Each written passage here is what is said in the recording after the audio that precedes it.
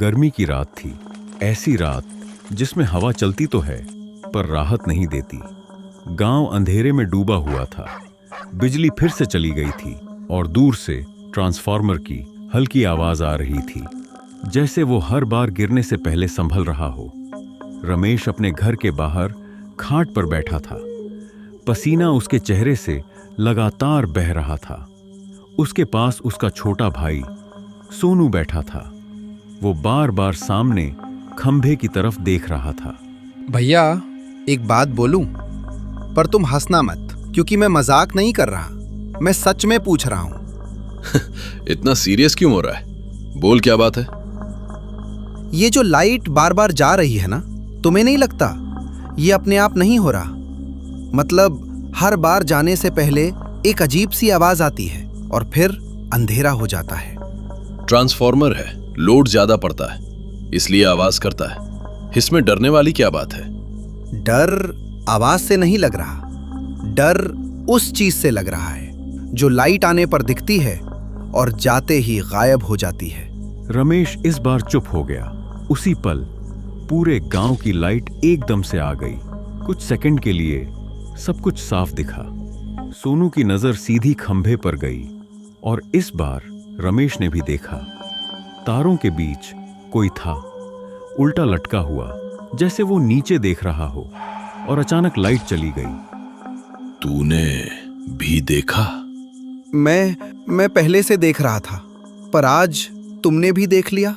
रमेश खाट से उठा। अंदर चल, दरवाजा बंद करते। दोनों घर के अंदर आ गए। घर के अंदर घुप अंधेरा था। सोनू दीवार से टिककर खड़ा था। उसकी सांसें तेज थीं। भैया, वो क्या था? रमेश ने तुरंत जवाब नहीं दिया। वो दरवाजे को देख रहा था, जैसे कोई बाहर खड़ा हो। देख, जो भी था वो बाहर था और अभी भी बाहर ही है। हम अंदर हैं, दरवाजा बंद है, मतलब अभी हम सेफ हैं। अचानक खिड़की की तरफ से बहुत हल्की आवाज आई। खिड़की पर अंदर से पुराना लकड़ी का पट्टा लगा था, पर उसके बीच एक पतली दरार थी जिससे बाहर का थोड़ा अंधेरा दिख रहा था। भैया, तुमने सुना? हाँ, हवा होगी। पर हवा चल नहीं रही थी। सोनू धीरे धीरे खिड़की के करीब गया। रुक, पास मत जा। पर सोनू रुक नहीं पाया। वो खिड़की के बिल्कुल सामने खड़ा हो गया।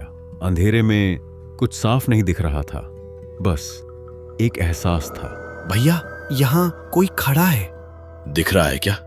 नहीं, साफ नहीं, पर कुछ तो है। अचानक खिड़की के उस पतले से गैप में कुछ हिला, जैसे कोई बहुत पास आ गया हो।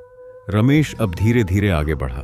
उसने खुद खिड़की की तरफ देखा और तभी बाहर से बहुत हल्की आवाज आई, जैसे उंगलियां लकड़ी पर पड़ रही हों।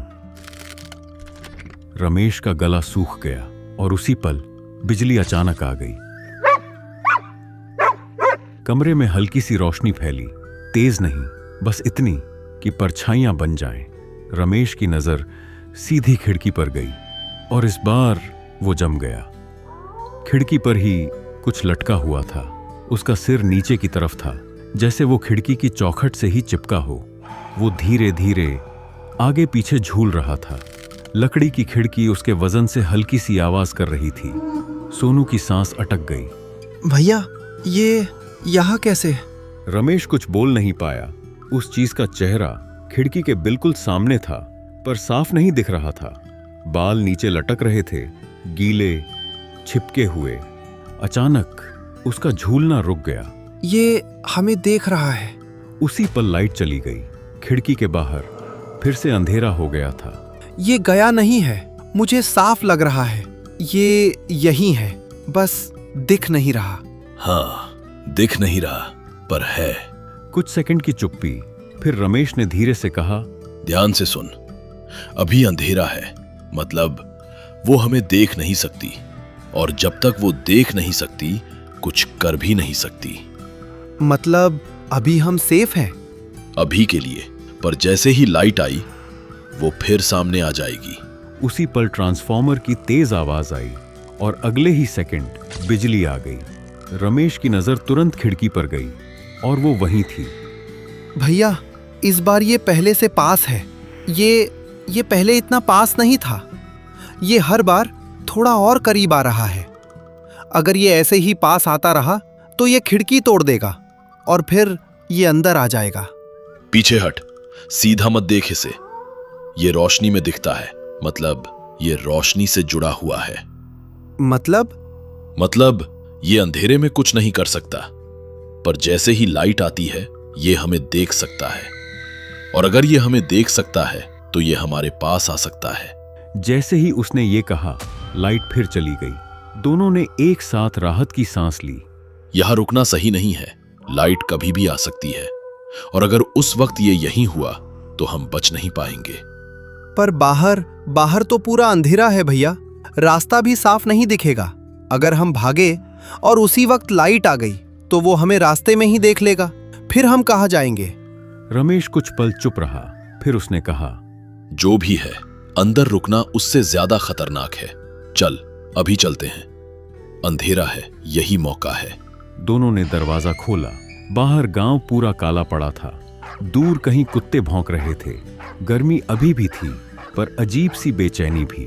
दोनों तेज कदमों से चलने लगे। कहीं कोई नहीं था, बस उनके कदमों की आवाज, और हर कदम के साथ एक डर, कहीं अभी लाइट ना आ जाए। कुछ देर बाद वो गांव के किनारे पहुंचे। एक पुरानी कुटिया, दरवाजे पर हल्की सी रोशनी थी। रामलाल काका यही रहते हैं, उन्हें सब पता होता है। रमेश ने दरवाजा खटखटाया। कौन है? काका, मैं रमेश, दरवाजा खोलो। दरवाजा धीरे से खुला। रामलाल काका सामने खड़े थे। उनकी आंखें दोनों को देखकर ही बदल गईं। फिर रमेश ने सब बता दिया। काका ध्यान से सुनते रहे, फिर धीरे धीरे बोले, गांव में कुछ चीजें ऐसी होती हैं जिनके बारे में कोई खुलकर बात नहीं करता। ये कोई साधारण साया नहीं है, इसे यहाँ लोग रोशनी वाली कहते हैं। जो लोग बिजली से मरते हैं, उनकी मौत सीधी नहीं होती।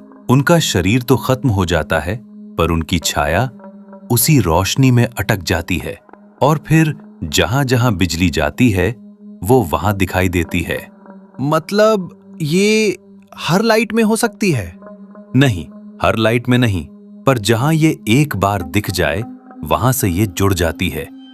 और ध्यान से सुनो, जब तक अंधेरा है ये कुछ नहीं कर सकती, पर जैसे ही रोशनी आई, अगर इसने तुम्हें देख लिया तो ये तुम्हारे साथ चल पड़ेगी। दोनों के चेहरे उतर गए। अचानक बाहर से आवाज आई। अगले ही पल कुटिया के अंदर टिमटिमाती रोशनी जल उठी। सोनू ने अपनी नजर नीचे कर ली। रमेश भी हिला नहीं। कुछ सेकंड कुछ नहीं हुआ, बस एक अजीब सा दबाव, जैसे कमरे में हवा भारी हो गई हो। काका, अगर ये यही है तो हम इसे क्यों नहीं देख पा रहे? अभी तो लाइट है, आपने कहा था रोशनी में ये दिखती है। काका ने धीरे धीरे सिर उठाया। हर बार नहीं दिखती, ये खुद तय करती है कब दिखना है और किसे दिखना है। रोशनी में इसका बस अधिकार होता है, पर दिखाई उसी को देती है जिसे ये चुन लेती है। मतलब ये हम दोनों को नहीं, किसी एक को देख रही है? काका ने सीधा जवाब नहीं दिया, बस सोनू की तरफ देखा। सोनू के हाथ कांप रहे थे। काका, मुझे ऐसे क्यों देख रहे हो? तेरा हाथ इतना ठंडा क्यों है? अभी बाहर इतनी गर्मी थी, तू ठीक है ना? सोनू ने धीरे से सिर उठाया। उसकी आंखें सामान्य थीं, पर उनमें डर नहीं था। मुझे ठंड नहीं लग रही। रमेश एक पल के लिए चुप हो गया। काका ने धीरे से कहा, शुरू हो गया है। क्या शुरू हो गया काका? सीधा बोलो, घुमा फिरा के मत बोलो। ये क्या हो रहा है इसके साथ?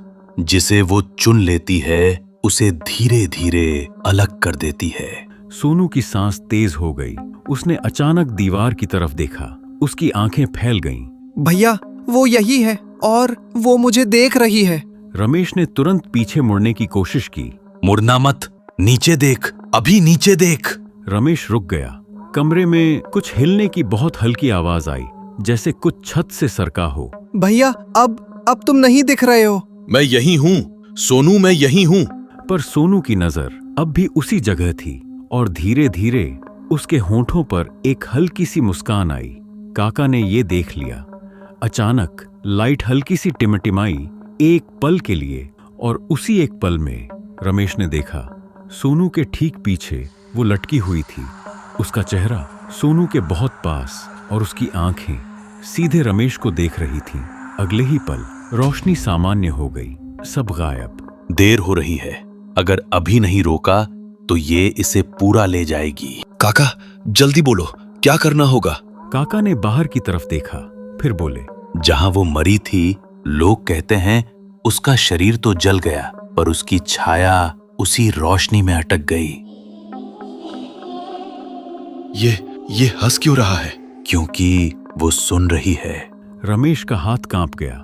कुछ पल की चुप्पी, फिर काका ने साफ कहा, इसे वहीं ले जाना होगा जहां वो बंधी है, पूरी तरह अंधेरे में। और ध्यान से सुनो, रास्ते में किसी भी हालत में पीछे मत देखना। रमेश ने सिर हिला दिया। तीनों बाहर निकले। गर्मी अब भी थी, पर बीच बीच में अचानक ठंडी हवा लग रही थी, जैसे कोई पास से गुजर रहा हो। कुछ कदम चलने के बाद पीछे से बहुत हल्की आवाज आई, सोनू। पर उसने खुद को संभाला। भैया, तुमने सुना? वो मुझे बुला रही है। वो कह रही है, बस एक बार पीछे देख। यही करती है वो, पीछे मत मुड़ना। अचानक पीछे से कदमों की आवाज आई, जैसे कोई उल्टा चल रहा हो। कुछ देर बाद वे गांव के किनारे पहुंचे, पुराना ट्रांसफार्मर के पास। काका ने जमीन पर राख से एक घेरा बनाया। इसे बीच में खड़ा करो। रमेश ने सोनू को घेर के अंदर खड़ा किया। सोनू अब बिल्कुल शांत था। अचानक हवा ठंडी हो गई, ट्रांसफार्मर से आवाज आई और उसी पल बिजली आ गई। रमेश ने ऊपर देखा और इस बार वो साफ दिखी। खंभे और तारों के बीच एक औरत उल्टा लटकी हुई। उसके लंबे बाल नीचे लटक रहे थे, चेहरा आधा छुपा हुआ, पर उसकी मुस्कान पूरी साफ थी और उसकी आंखें सीधे सोनू पर टिकी थीं। ये रोशनी में बंधी है। जितनी देर ये रोशनी जलेगी, ये उतनी देर जिंदा रहेगी। मतलब अगर रोशनी ही बंद हो जाए तो ये खत्म? रमेश तेजी से ट्रांसफार्मर के पास गया। नीचे पुराना स्विच पैनल था। रमेश ने पूरी ताकत से स्विच नीचे दबा दिया। पूरी लाइट चली गई। फिर हल्की हवा चली और गर्मी वापस महसूस होने लगी। काका ने धीरे से कहा, अब ये नहीं दिखेगी। रमेश धीरे धीरे सोनू के पास आया। फिर तीनों वापस चल पड़े।